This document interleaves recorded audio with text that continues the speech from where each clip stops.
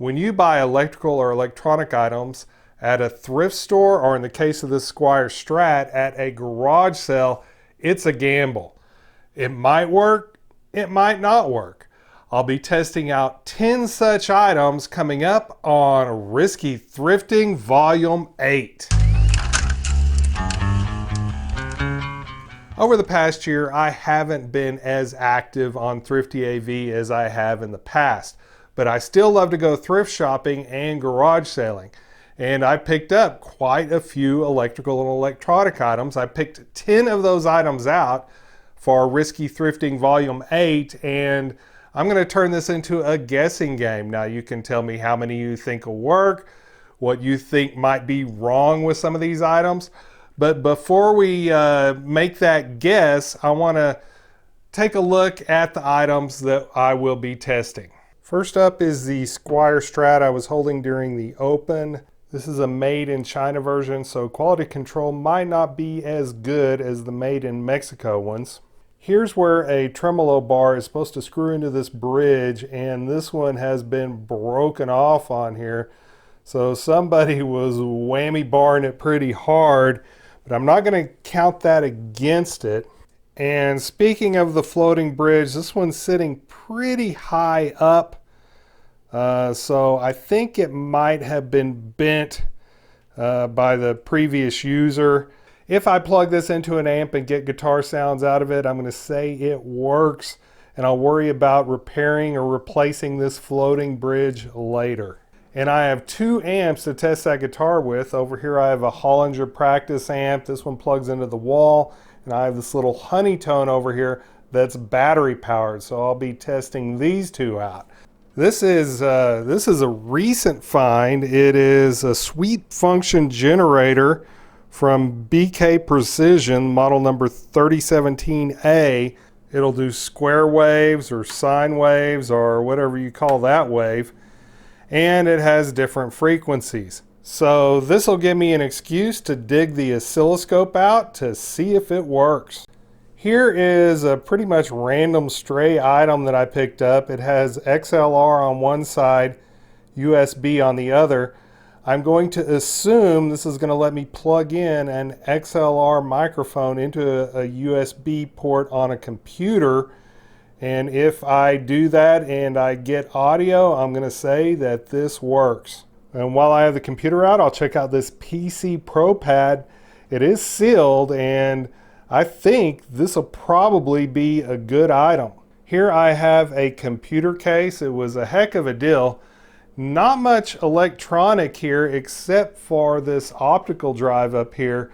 If this optical drive works, I'm going to say that I got an extra good deal on this computer case.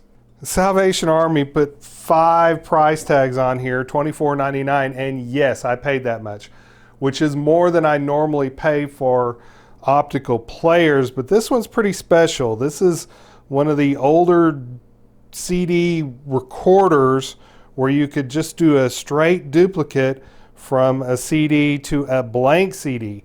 Now, I don't know if this will accept data discs or the special music discs. I have both ready to test. If I can duplicate a CD, then I'm going to say this works. These days, most people digitize analog sources using a computer, but I still prefer to use these outboard DVD recorders than rip the DVD. That's just the best way to transfer NTSC footage as far as I'm concerned. So I picked up this SV2000, $7.99. I'll see if I can record a DVD using this device. When people wrap up the remote control with a donated item, I consider that a good sign. It means that they think that they need to stay together, which means this will probably work. However, Philips Blu-rays, sometimes the trays don't load real well, so if this thing does have a problem, I bet it's with the tray load mechanism. So now that you've seen what I'll be testing, it's time to make those guesses. Now would be a good time to pause that video if you want to participate. My guess, 8 of the 10 items are gonna work. Let's find out. I'm going to start by testing two things at once. The Squier Strat hooked up to the Hollinger Amp. And when I power it on, I get a red light and I get a buzz. So I guess that's good. Let's see if I get guitar sound.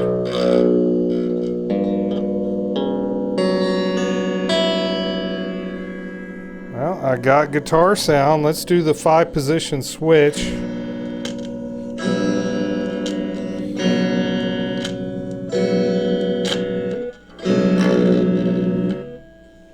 And they all seem to work. Let's try the knobs.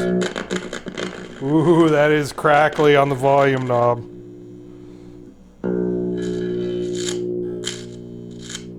Tone knob has a little crackle there. This tone knob isn't going to do anything in this position. It just kind of shapes the sound. That one's not as bad. So the Squier Strat works. The Hollinger Amp works. Pots are a little noisy, but those can be cleaned. And I mentioned the issue with the bridge earlier. That's going to get replaced. Let's switch amps. Next up, the HoneyTone and the Goodwill stickers over the battery compartment. Looks like it's going to take a 9-volt battery, so I need to find one. All right, I got a red light. I'm hearing some hiss coming out of here. Let's plug it in.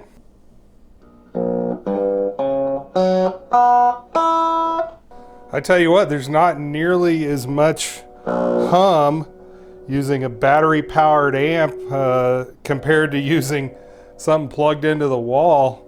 Let me mess with the tone. Ooh, there's some feedback. Has an overdrive. Let's see what that does. That ain't bad for a little bitty amp. I think it puts out pretty good sound for something that size. Next up is the CD recorder. I'm going to go ahead and hit the power button. And I got something on the display there. Let's go ahead and eject the playback. Open it up.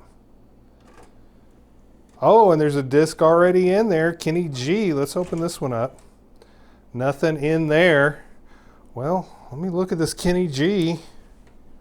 Looks fine.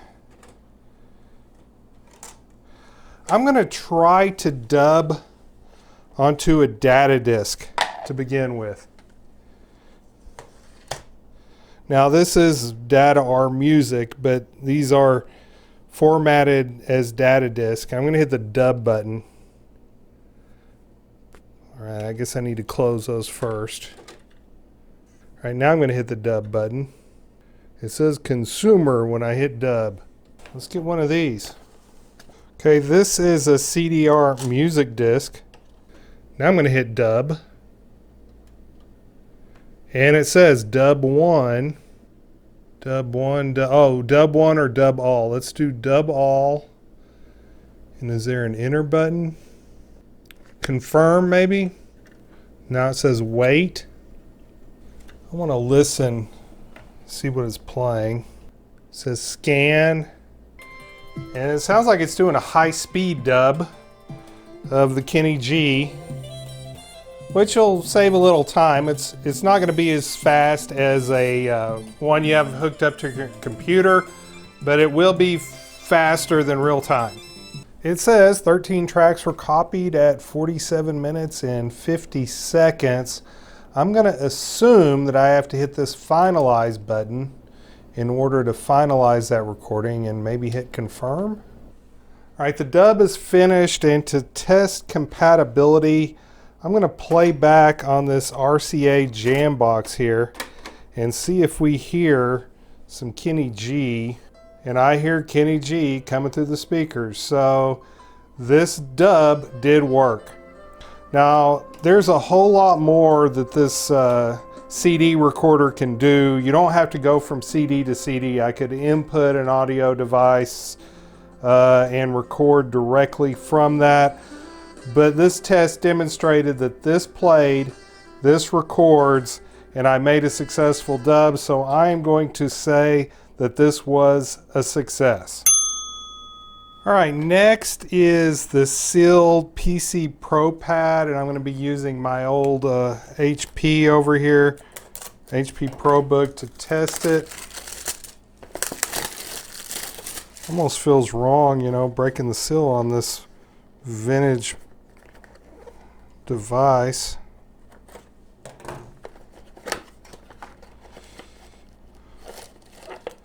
Uh-oh.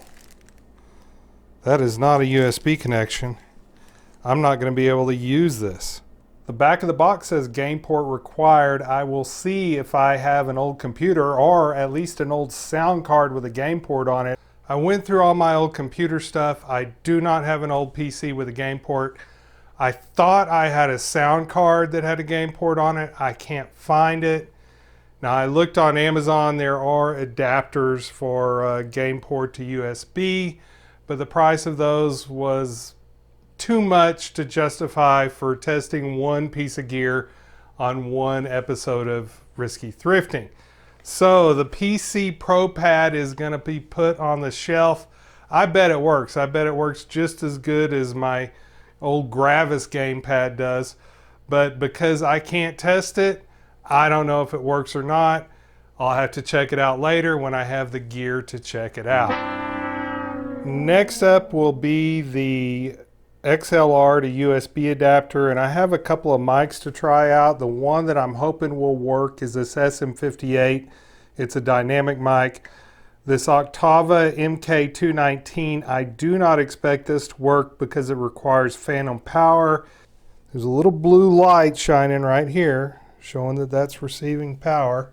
I'm now recording an audio track using Audacity. I set the level to something where I wouldn't peak out.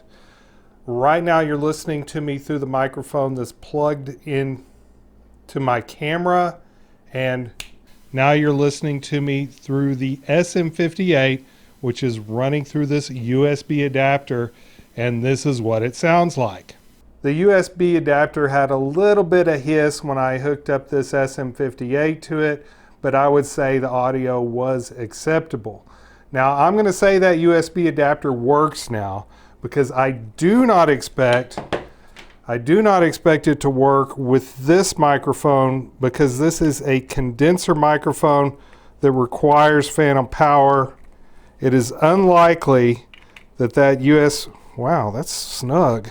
It's unlikely that USB adapter is going to work with this microphone. I'm going to go ahead and hit record. There is no signal coming through this microphone when I'm tapping. This does not provide phantom power, but that does not mean it's a bust. This thing does work just fine with a dynamic microphone, so this is good. This PC case is pretty much empty. There are no fans in here. So this is what I'll be testing out, but I want to take it out of this case. This is a USB 3 to SATA adapter. I should have done a proper unboxing on this, but that really doesn't go on this video. I'm going to go ahead and plug it into the back of this optical drive here. It just snaps in, and here is the USB connection. And it was detected by the computer. Put a blank disk in here. Hit the button. All right, it detected DVD RW drive.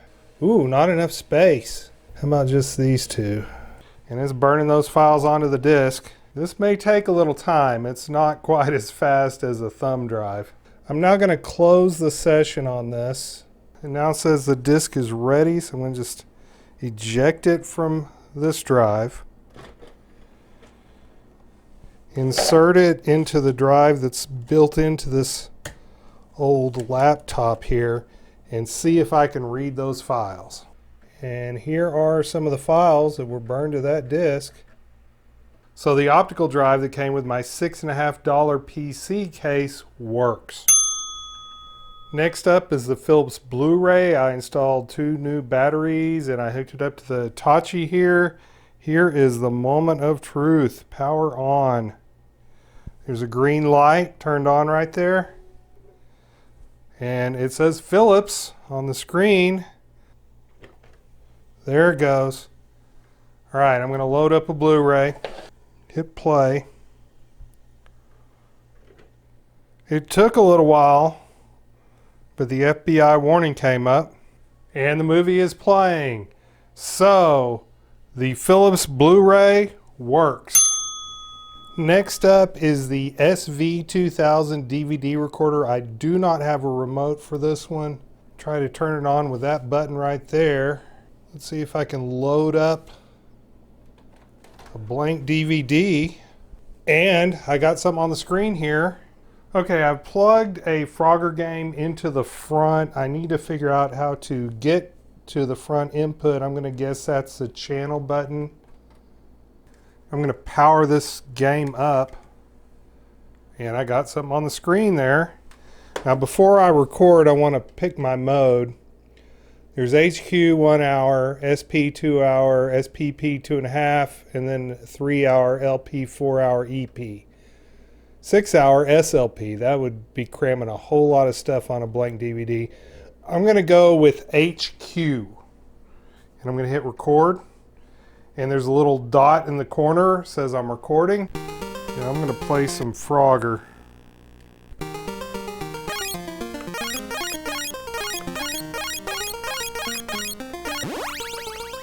Whoops, not very good at it. All right, when I hit stop, it says writing to disk. In my bin full of remotes here, I found one that works with the SV2000. So I'm going to go ahead and use this to finalize this disc so it can be played on other devices. You have to have the remote to get into this menu and then finalize the disc. That's why it's so important to have a remote for a DVD burner. You cannot operate all the features of it with these buttons up here. I am happy that the SV2000 DVD burner does work. Next up is the sweep function generator. This did not come with a power cord, but I found a power cord that should work in my computer stuff, so I'm going to go ahead and plug it in. Hitting the power button, I have a red light here. That's good. Okay, I've hooked up the output of the sweep function generator to my oscilloscope over here, and I'm going to look at the different waveforms. There's that one, and there's that one. Ooh, I can adjust the amplitude. Looks quite a bit better when I pull in the calibration all the way to the left. The further right I go, it looks more like a ocean wave, but that looks definitely more like a sine wave. So I think I got it calibrated a little better there. When I hit the button that says sweep dial, you can see the frequency changing. Instead of looking at this, let's listen to it. I can definitely hear it going through a frequency sweep now. Low frequency to high frequency coming through on my speaker over here. So this is generating a frequency sweep. I want to make it faster or slower. I'm not sure how to do it. Well, that's fun, right? Well, I don't know exactly what this is for, but it's kind of fun, and I believe it's working. This episode of Risky Thrifting exceeded my expectations. 9 out of 10 items definitely worked. The 10th item might work. I just can't test it yet. Maybe I will be able to do that in the future. If you enjoyed this episode of Risky Thrifting and you haven't seen the older ones, check my older ones. I'll have a link or something going on somewhere with those. If you enjoyed this video, smash that like button. Thank you to my patrons for supporting this channel. And remember, stay thrifty, everyone.